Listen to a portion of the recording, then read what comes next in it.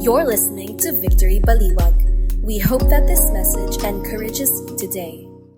Let me invite everyone to stand as we give reverence to the reading of God's Word. So if you have your Bibles with you, open it in Luke chapter 9. So we will be reading from verses 23 to 27. So kung gagamitin niyo po yung Bible dito, it's on page 505.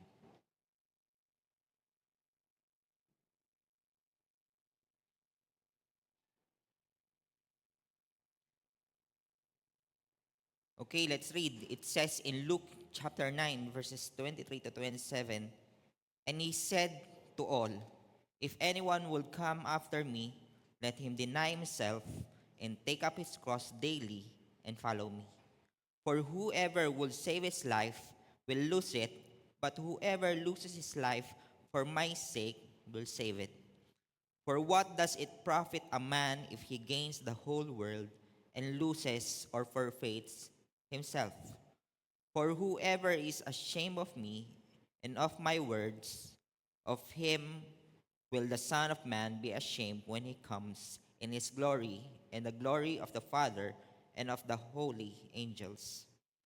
But I tell you truly, there are some standing here who will not taste death until they see the kingdom of God." God bless the reading of the word. Let's pray. Father God, we thank you for gathering us into this place. And Father, we thank you for you have indeed faithful, you are indeed powerful. We ask of you, Holy Spirit, to teach us and help us to understand your word, to learn from it, and to live by it. Father God, we thank you. We submit to you this time of our service to you. In Jesus' name we pray. Amen and amen. So, pwede na po kayo maupo. And habang umupo po kayo, sabihin nyo naman sa katabi nyo, kamusta ka? Ayan. So, yung tinanong po, mamaya na po kayo sumagot. Baka magkaroon ng kwentuhan dito. Mamaya na po, pagkatapos ng service kayo sumagot. Lalo na kapag medyo nagluha. Ayan, baka mamaya, walang kumakamusta. Ayan. So, by the way, magandang tanghali po sa ating lahat kahit na medyo maulan.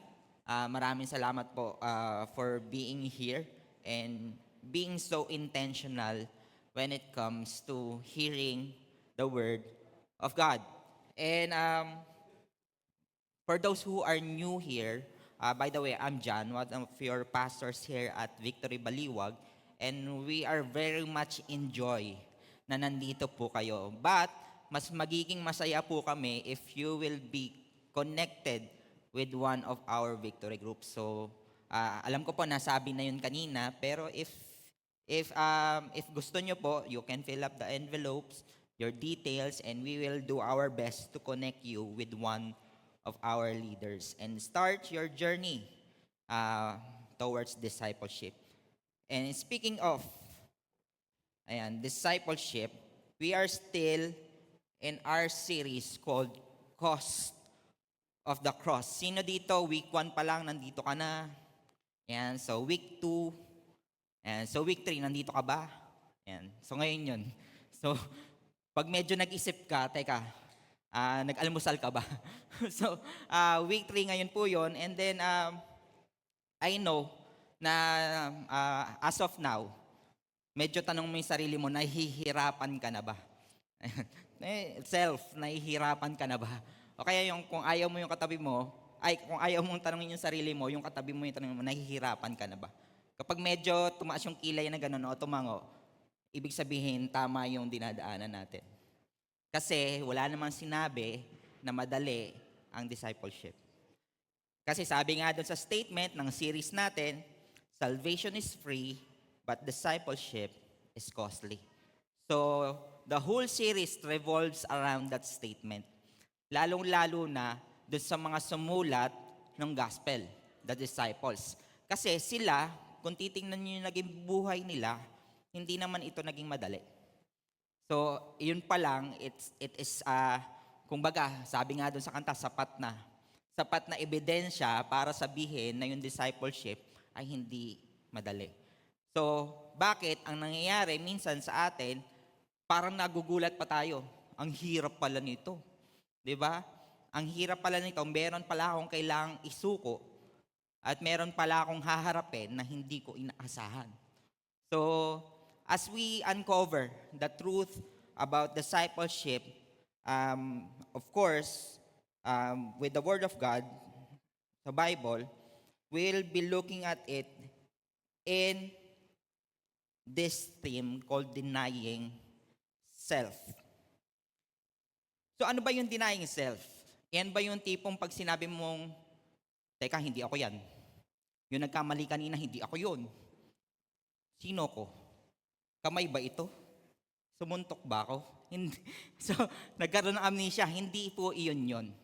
Kapag sinabing denying self, there's a deeper meaning or a sense or essence when it comes to, that comes after these words or this statement on the Bible. So, yun po yung didiscoverhin natin ngayon. Yun po yung hihilingin natin sa Holy Spirit na mas maintindihan natin.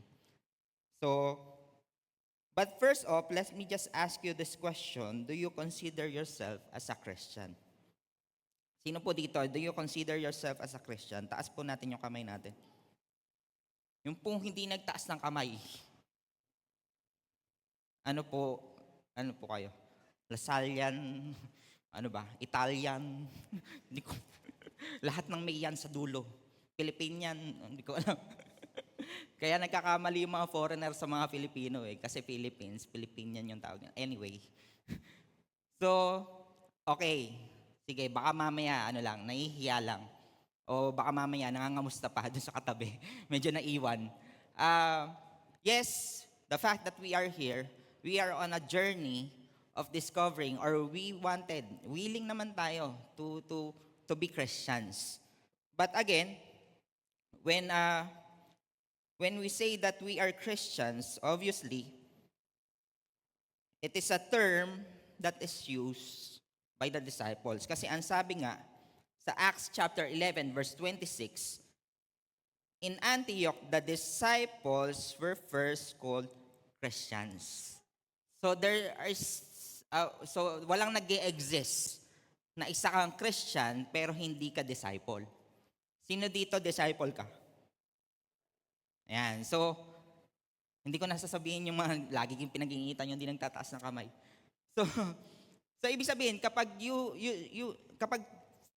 you proclaim yourself as a Christian, it is automatic that you are a disciple. And we know those disciples are.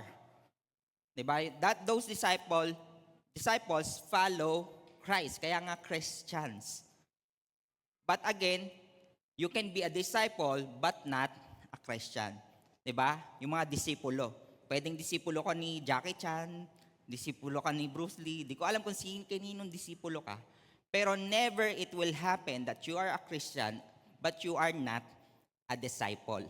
So if in your mind and in your heart you are a Christian, of course, automatically you are a disciple. So never it will happen na, Christian ako. Pero yung discipleship, parang hindi pa ako handa. So never it will happen. Wala pong mangyayaring ganon. So merong kailangang itama. Hindi doon sa statement, but doon sa mga puso natin. So, if you are a disciple, of course, let me just ask you this question. Do you, doble yung you, para mas intense. Hindi, nagkamali lang ako dyan. Do you truly know, teka, burahin natin. Baka merong grammar Nazi. Ayan. Do you truly know the one you're following? Kilala mo ba? Of course, if you consider yourself a Christian, you know who Christ is. And it is Jesus. Now, interestingly, in the book of Luke, sa Gospel of Luke, if you medyo mag-step back ka ng konti, and then you will see that overview, from chapters 1 to 8 are all about who Jesus is. Pag po tiningnan nyo yan, pag po medyo sinulat-sulatan nyo yan, nakita nyo yan, si Luke, pinakilala niya ng mabuti kung sino si Jesus. Ginamit pa nga niya yung parang tatlong category, the divine title, the messianic title, and the authority and role titles. Divine, Son of God, Son of Most High, Lord, Holy One. Messianic titles, pwede sinabing na Christ, the Savior, the Prophet, after Moses or like Moses. And authority, Son of Man, Teacher, Physician, and Light. So madami po yan. So ibig sabihin, in-establish ni Luke kung sino si Jesus. So it is very important that before we discover this idea of denying oneself is for us to discover who Jesus really is. Kasi at the end of it, kapag na-discover mo na yung denying oneself, tapos hindi mo kilala si Jesus, ang mangyayari dyan, ayoko niyan. Ayoko niyan. Mahirap eh. Masakit. So, yun yung ano doon. But again, if you will see and you will know in all of its essence who Jesus is, eto, lumiliit na lang. Yung suffering, yung persecution, lumiliit na lang. So, and in chapters 9 onwards, it is all about if He is this, if He is God, He is Messiah, He is Christ, what does it mean to follow Him? Kaya nandun yung kaya nandun yung denying oneself nasa chapter 9. So yun yung idea natin kung bakit nasa chapter 9 yung binasa natin, denying oneself. So, again, pag tinignan natin to, if we look at this verse coming from Luke chapter 18 to 19, this was early verses, bago yung pericope natin, bago yung binasa natin. Sabi dito, now it happened as he was praying. So some of the translation, by the way, makikita nyo tong account na to sa Matthew and Mark. So ganun to ka-importante. 3 of the gospel writers wrote this scenario or itong pangyayaring ito. Now, why? Balik lang tayo ng konti. Why is knowing Jesus is important? Now, if we will be doing a public survey of who Jesus is, out of 20, baka mamaya 10. 10 magkakaibang, 10 magkakaibang sagot yan. And it's very dangerous. Kasi, it's very crucial of that answer. Kasi, sino ba yung Jesus na pina-follow natin? Is He the Jesus who answers all your prayers, who follows you rather than you following Him? Siya ba yung tipo ng Jesus na kaya mong i-twist yung kamay niya? Now remember, Jesus at that time is, yung pangalan na yun, talamak yun. Parang yung pangalan ngayon na one. Diba? Yun pa ba yung number 1 sa statistics? Kapag Pilipino, so Juan de la Cruz. Ayun, anyway. So, ibig sabihin, we need to know who is the Jesus we are following. Now, it is very evident in this verses. Now it happened. Balik tayo dyan. Sa Matthew and Mark, on their way to Caesarea Philippi. On their way. So baka lang magkaroon ng confusion. So the disciples were with him and he asked them, who the crowd say that I am? It's like tinatanong niya yung mga disciples, sabi nila, sino daw ako? Ngayon, ang sabi ng mga disciples, si John the Baptist, but others say Elijah, and others, the one of the prophets that of old has risen. So you see, yung survey pa lang, ilang tao pa lang yan, magkakaiba na yung sinasabi. But, ang sabi niya, then he said to them, but who do you say that I am? Binalik niya yung tanong. And Peter answered, the Christ of God. If you look at it in Matthew chapter 16, verse 16, in the same account, sabi niya, you are the Christ, the Son of the living God. So mas specific. So, ibig sabihin, the first disciples has this understanding. In fact, a better understanding than anyone else kasi sila yung malapit kung sino si Jesus. So, no wonder, whatever the cost of following Him, they still follow. So, He made sure at that time that they know who He is. Bago ibaba or bago ibagsak yung denying oneself. So, at this time, dun sa loob nung binasa natin, I will give you 3 obvious points on that verse. It's let him deny himself, take up his cross daily, and follow me. So kung makakalimutan nyo yan, hindi ko alam kung paano ko mapapaalala sa inyo. Basta basahin nyo yung Luke chapter 23 to 27, Luke chapter 9 verses 23 to 27, nandoon yun, kitang-kita. So, it gives us the sense of let him deny himself, something to lose, take up his cross daily, something to gain, and then follow me, a direction. Nakita nyo, di ba? Something to lose, something to gain, and then follow means direction.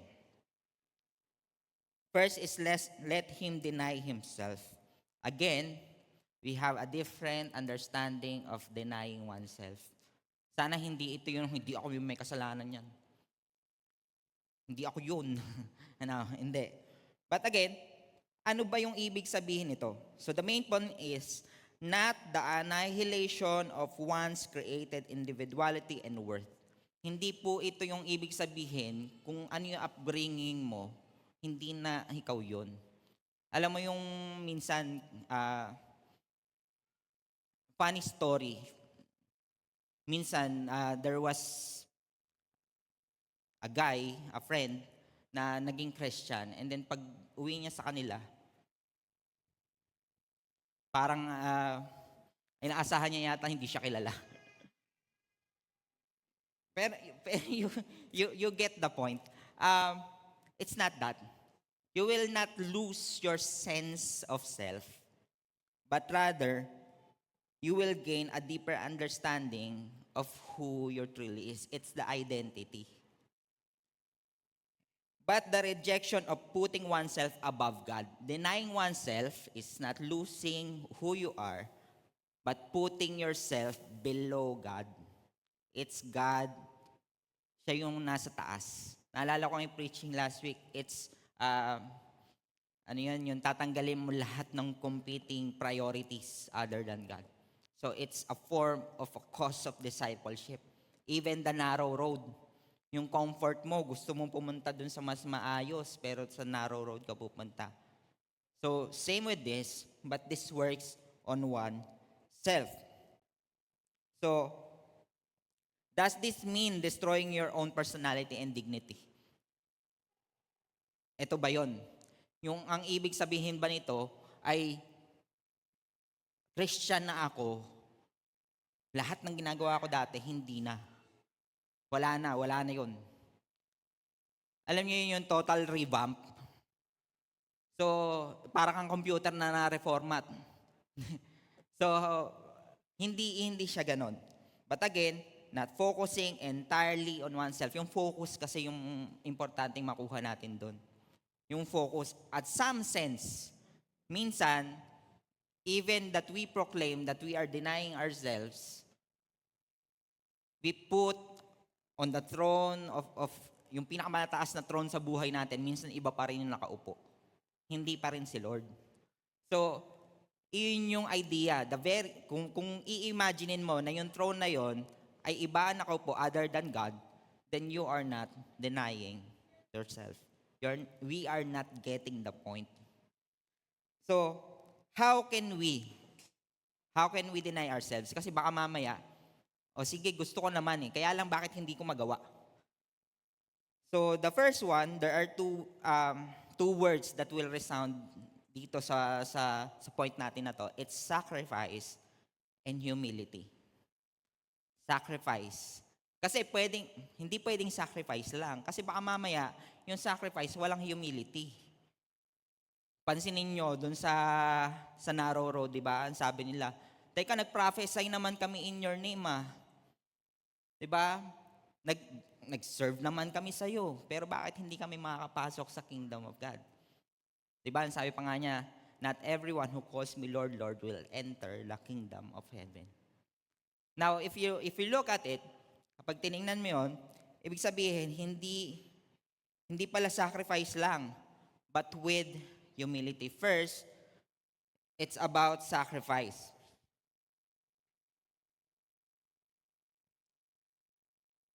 Yan. So, ang sabi dito, and he said to all, if anyone would come after me, let him deny himself and take up his cross. And yung natin, yung 3 points natin.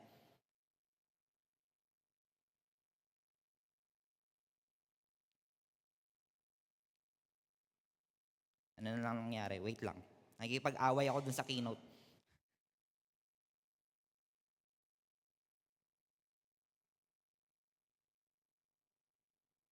Ayan. In Luke 9, few verses forward, in verse 57 to 58, as they were going along the road, someone said to him, I will follow you. Ito pala yung kanina. Somewhat.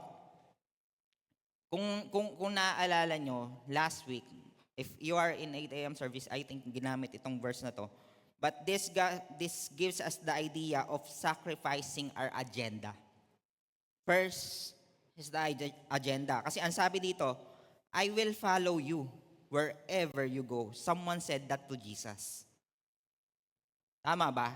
And most of us have already said it. Okay, I will follow. Minsan nga kumakanta ka pa eh.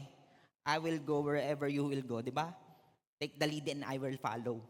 Kinakanta mo pa, hindi mo lang sinabi, kinanta mo pa. So this guy is saying, I will follow you wherever you will go. But Jesus said, foxes have holes, birds of the air and have nests, but the Son of Man has nowhere to lay his head. Is this rejection? Nireject ba niya yung sinabi nung tao? But you must remember who Jesus is. He is God. He is the Son of Man. He is the Messiah. He knows our hearts. The first sacrifice that we should do is our own agenda. There's nothing wrong. Walang mali doon sa statement niya na I will follow you wherever you go. But parang na-imagine ko si Jesus, teka, may nadi-discern ako. Meron akong nararamdaman. But imagination ko lang yun, wala yun sa scripture, baka hanapin nyo. A wrong-hearted attitude underneath the right statement. Alam nyo, madali naman sabihin na I will follow you. Pero kapag sinabi ni Jesus sa'yo in one of your prayers na isuko mo na ito, minsan di ba nakipag-bargain pa tayo? Now at this time, parang si Jesus, we can imagine him saying, kilala mo ba kung sinong Savior ako? If you remember, after feeding the 5,000, I think it's in the book of John, yung mga tao, gusto nila puwersahin si Jesus na gawing leader nila. Now, Jesus knows that, and at this time, maybe Jesus is thinking na kilala mo ba kung sinong Savior ako? Now, let me ask you this question. Do you know na kung sinong Savior si Jesus? Hindi siya yung tipong may army na, yes, meron siya, army of angels, but not in that sense. Hindi siya yung ibibigay lahat ng gusto mo. Hindi siya yung ganong klaseng Savior. But He is the Savior who saves through being condemned, through being persecuted, through being arrested, and die. Ganong klaseng Savior siya. Now, if you're a person at that time, and nabalitaan mo tong Savior na to, teka, anong klaseng Savior yan? Bakit siya mamatay? Bakit niya sinasabi? Lalo na nung natapos na, di ba? After the cross, di ba? They mock him. Yung mga dating followers, yung mga dating nagpapalaspas dun sa dun sa papasok ng Jerusalem. Sila pa yung nagmock. Because they don't know or they not fully grasp who the kind of Savior Jesus is.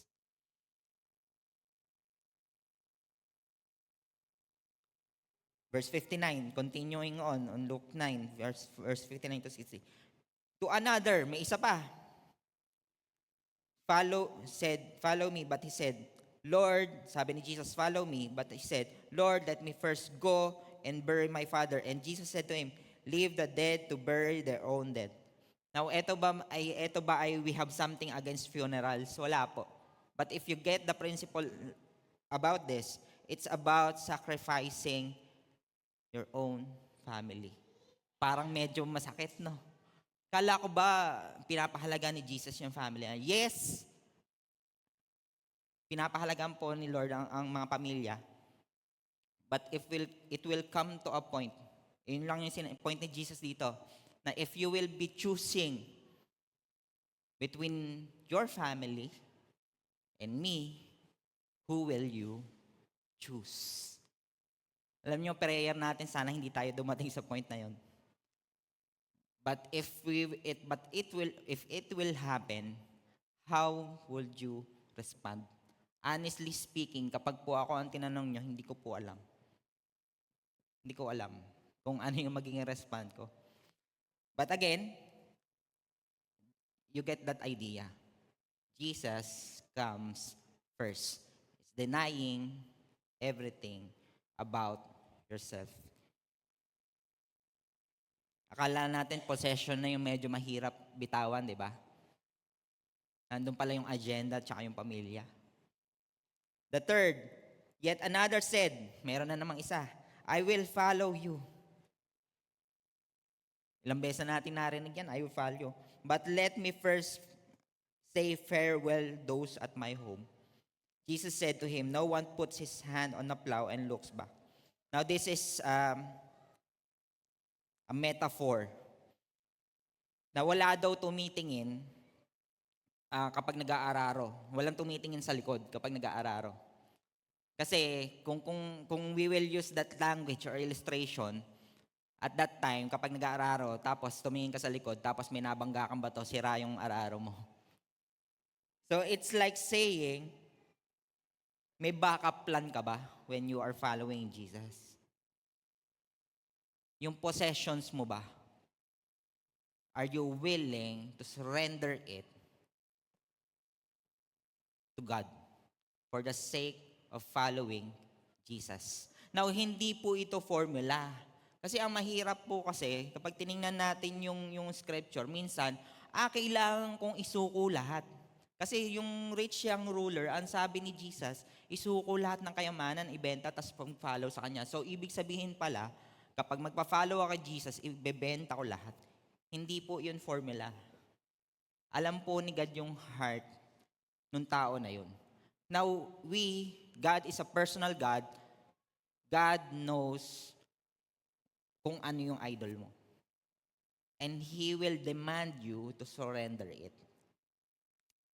It can be a possession, it can be a person, it can be an agenda. Alam niyo yung agenda minsan, let me just think out loud. Yung agenda minsan, yung finance mo, yung kalusugan mo, madami po yan. Anything apart from God. Gusto ba ni Lord na naghihirap ka? Hindi.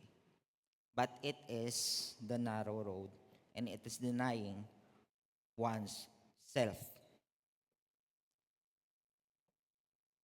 Now in verse 46 of still Luke 9, makita natin yun sa Luke 9. Kasi yung Luke 9 yung transition nung pagpapakilala ni Jesus dun sa if He is God, then why should I follow him, or how I will follow him?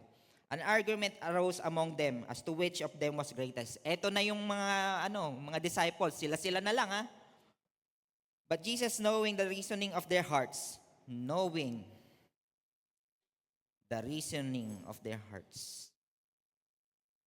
Now, if we try to cover our hearts towards God, sayang lang effort mo. Sayang lang yung effort natin kasi parang minaliit na natin si God. Alam niyo yun, minsan nahihiya ka pang mag-pray. Ayun, nahihiya kang sabihin yung prayer mo, yung desire mo. But again, this time, continuing on, ang sabi niya, took a child and put him by his side and said to them, whoever receives this child in my name receives me, and whoever receives me receives him who sent me. For he who is least among you, all is the one who is great. It is with humility. Kanina, about sacrifice. This is about humility. Ngayon, sino dito humble ka? Wala. Walang kumakagat. Luma na kasi yung joke yun. Humble ka no? So kung gusto niyo po magpa-mentor ng humility, sa akin po. Kasi pagdating sa humility, I'm the best. Hindi, pinapasaya ko lang po kayo. But again, you get the point. It's humility with sacrifice. Not just sacrifice. And again, kung titingnan niyo po yung humility, ay yung kaibigan po natin si C.S. Lewis, meron po meron yang quote, di ko lang nailagay, pero ang sabi niya, humility isn't thinking less of yourself. Hindi daw po yan yung less yung sarili mo. Ito, hindi ako magaling or what. But again, or thinking poorly about yourself, naku, mas magaling siya kaysa sa akin. Hindi po yun. It's really just not thinking of yourself at all. That's humility. It's not accounting yourself. Diba? Ito medyo asinan natin ng konti. Sino dito advocate ka ng self-love? Self-love. Nako, talamak na talamak ngayon yan yung self-love, self-care. Pero ang sabi ng Bible, self-denial. Self-love is kuha ka lang ng kuha. But self-denial is give, and give. For those who are focusing on self-love, tigilan niyo po yan. Wag ako. Self-love. Now, don't get this wrong. Wag po nating kunin to ng negative. There's nothing wrong about loving yourself, but if you put yourself above God, doon na po tayo nagkakamali. Alam niyo yung ako na lang muna. Sabi ni Lord, pakinggan niya siya. Teka, hindi pa ako handa. Hahanapin ko muna yung sarili ko. Saan ba napunta yung sarili mo? Now, if you want to be loved, look at the cross. Look at Jesus. John 3:16. For God so loved the world. If minahal mo yung sarili mo at kulang, sa tingin mo ba magkukulang? Magkukulang yan. Kasi ikaw lang rin. In this selfie generation, nauso na rin ng self-love. Now, Jesus has not just denied himself. Look at Jesus. Hindi lang niya dininay yung sarili niya, but he emptied himself just for you and I. For the world. Now, going back, are we against self-love? Hindi. Ang sabi pa nga doon sa Matthew chapter 22:39, you shall love your neighbor just as yourself. If you love yourself, you will follow God. You will love other people just as yourself. Ang mahirap kasi sa atin, minsan, feeling natin mauubos tayo. Alam niyo yun? Yung statement na magtira ka sa sarili mo. Biblical ba yun? Magtira ka sa sarili mo? Hindi. Kasi even God Himself Jesus Himself emptied Himself for us. Now, you want to be Christ-like? Do what Christ did.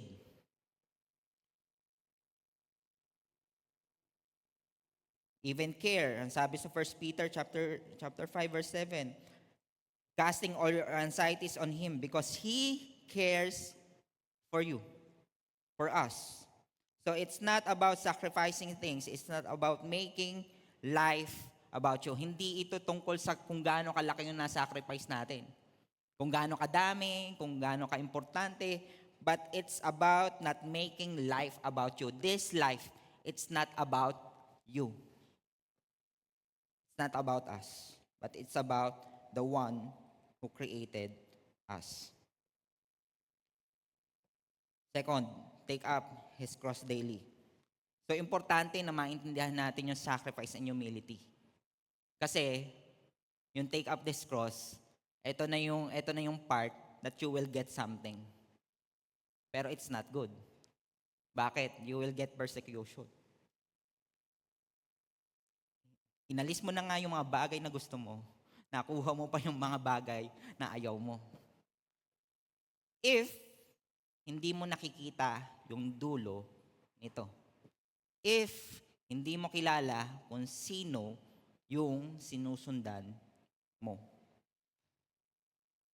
So ano ang ibig sabihin niya? Now, if you will be kung ikaw yung tao na nandun at nakikinig, or at that time, present ka, kapag sinabing take up your cross daily, yung cross kasi signifies certain death.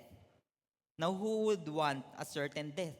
Yung sigurado yung kamatayan. Sinong may gusto nun? But again, kung sinabing ni Jesus, tapos narinig mo, teka, parang yung kanina, parang yung kahapon, parang nung isang araw. Now, if you look at the Bible and tumingin ka sa mga ibang extra biblical account or literature that about them, ang sabi nila, nangyayari daw ang crucifixion at that time daily. Daily. So these people has this understanding, a clear understanding that the cross is a certain death, not just death, but humiliating death. Excruciating, the most painful death. You will die slowly. Sino doon gusto mo yon? Wala. Okay. Kahit ako man eh. But again, ang sabi dito, in Luke 9 verse 21, and he strictly charged and commanded them to tell this to no one, continuing on, nung nagpakilala siya. Saying, the Son of Man must suffer many things and be rejected by the elders and chief priests and scribes and be killed on the third day. The most important is to be raised. To be raised. Resurrection. Now, who is Jesus to you? Is He the one that suffers, that rejected and get killed, period? Siya ba yun? Or the Jesus that you know is the one that had been resurrected, that has been raised on the third day. Now, are you willing to be persecuted, to take up your cross, not just once, not just twice, but daily, for that sake? And lastly, yung follow me. Now, yung follow kasi dun sa part na yon. Follow. Now, sino dito alam mo na yung Luke, Gospel of Luke, galing lang siya dun sa Gospel of Mark? Alam mo. Yun yung nalaman. Well, additional information. Yung Gospel of Luke, sinulat niya yan highly, kumbaga galing talaga siya dun sa Book of Mark. Yung Book of Mark kasi, si Mark kasi, magulong magsulat yun. So, kaya nga sabi ni Luke, an orderly account. So, doon siya galing. Si Mark, kapag sinabi niya yung word na follow or he used the word follow, ang ibig sabihin niya ay following the teachings. Disciple, sinusunod mo, ganyan. But when Luke uses the word follow, he means to be with. Doon nalalaman yung authorship ng mga gospel. Tinitingnan kung paano gumamit ng word. So, kahit naman sa atin, di ba, yung word na, for example, a single word, yung word dito, saka dito parehas lang naman, pero minsan magkaiba yung way of ng paggamit. Di ba? Lalo na yung mga lengguwahe ngayon, di ba? Yung mga Gen Z language. Hindi mo na maintindihan eh. Parang G-words lang yan dati. May mga natawa, may mga tito-tita na dito. Anyway, so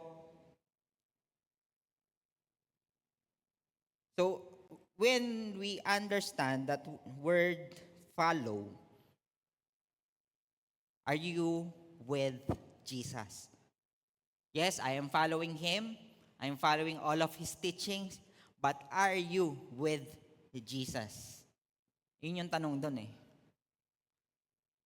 So, continuing on, pag tiningnan niyo po yung word, yung succeeding verses, yung mga susunod na verses, there are 3 fours. Yung word na four, baka malito kayo.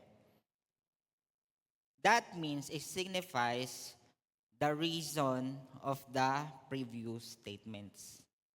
Ito yung rason nung mga una. Bakit? If kailangan, kung ikaw yung tipo ng tao na kailangan mo lagi ng sagot sa bakit, ito yun. Di ba? Madami ka, may bucket list ka. Di ba? Bucket list. Bakit mo kailangan mag-follow? Bakit mo kailangan deny yourself mo? Mahirap yan eh. Bakit ko kailangan niyang gawin? Bakit ko kailangan pagdaanan? Sabi kasi, for whoever will save his life will lose it. But whoever loses his life for my sake will save it. Everyone wants saving. How do you know which one is the deeper one? Kapag alam niyo yung kapag may idea ka of your desire. Your desire, most of us wanted to live the life at its fullest. Yun yung gusto natin, yun yung desire natin. But again, minsan, komplikado yung mga deeper desires natin. Minsan sila mismo nag-aaway. Kaya iba-iba yan eh. If you have a sense of direction or purpose apart from what God had given you, may problema tayo. Bakit? Na-expire yan. Yung desire mo, for example, gusto mo maging number 1 na K-pop artist. Meron ba dito gusto maging K-pop artist? Yun yung goal mo talaga sa buhay, yung buong buhay mo, yun ang talaga ginawa mo. 10 years from now, iba na uso. Ano ba usod? K-pop, age pop na. Hindi ko alam kung ano yung age eh. Nagbago na. So, ibig sabihin, may problema sa deepest desire natin. But if you want to save your life, you need to found it in something that is not changing. Hindi nagbabago. It's Jesus. Now, another one. Hindi lang isang binigay na rason kung bakit dapat gawin, 3 pa. For what does it profit a man if he gains the whole world and loses or forfeits himself?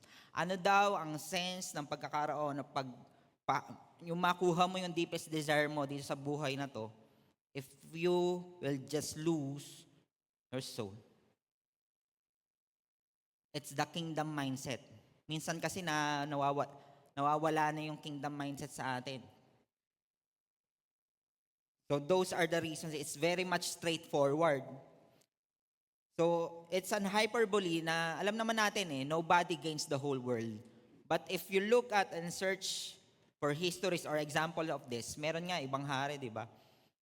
Kasama nilang nililibing yung lahat ng kayamanan nila para pakinabangan ng mga makakahukay.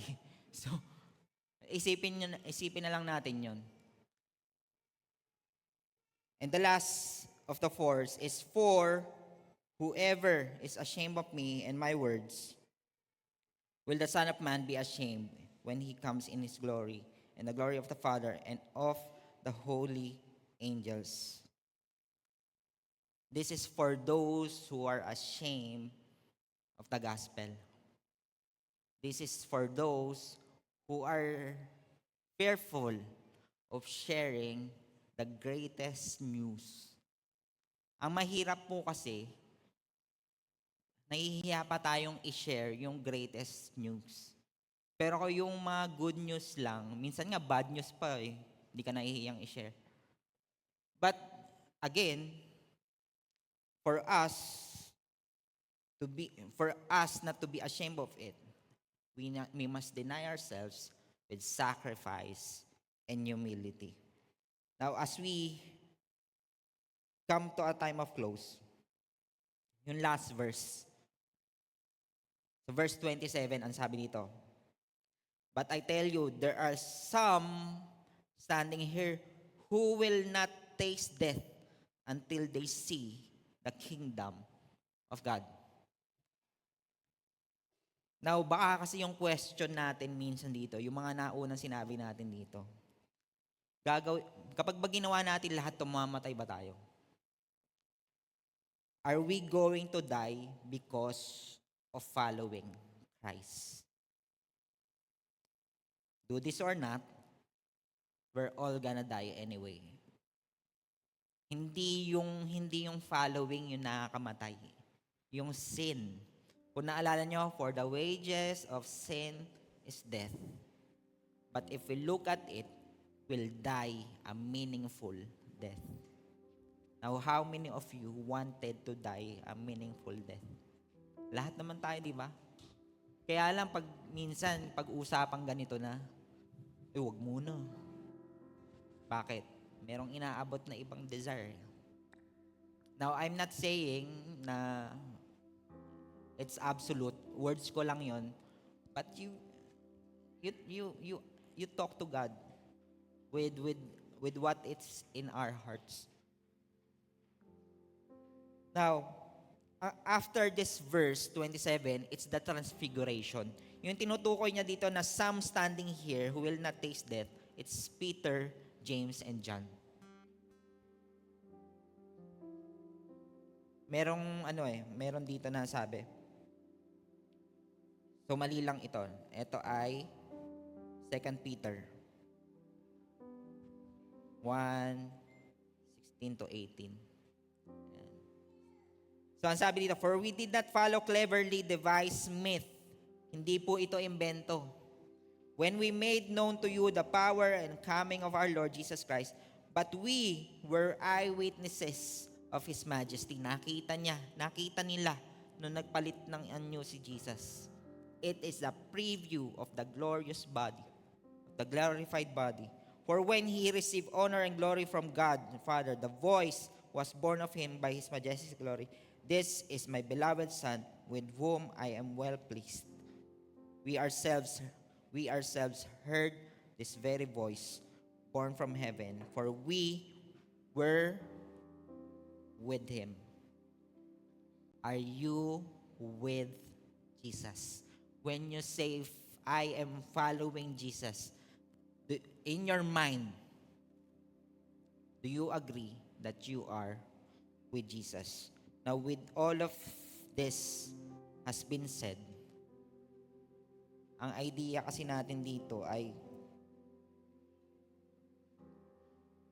are we eyewitnesses of His majesty? Do we see what's at the end of it, of everything, of every persecution, rejection, every sacrifice, and humility? Do we see what's on the end of the road? Nakikita ba natin? Kasi kung hindi natin nakikita, walang sense ang lahat ng ito. But if you look at it, pinakita ni Jesus na hindi mo kailangan talagang mamatay for the sake of following. But rather, we are all gonna die because of sin.